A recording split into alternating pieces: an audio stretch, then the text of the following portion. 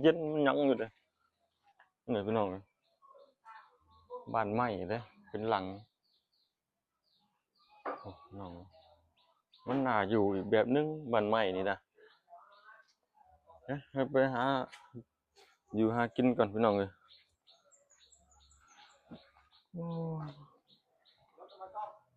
มาสอบมาเสียวนี่เสียวดีใจเด้อเพิ่นมาหาเพิ่น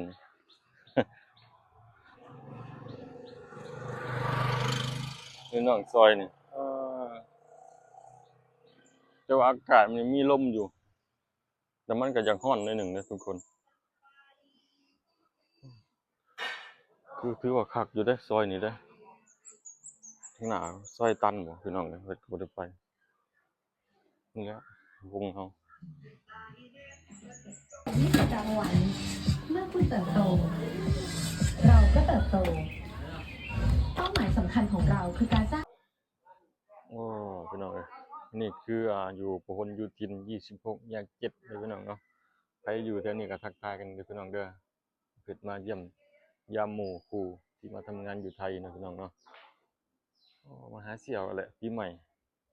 ปีละเทื่อปีสงกรานต์ปีพี่น้องมา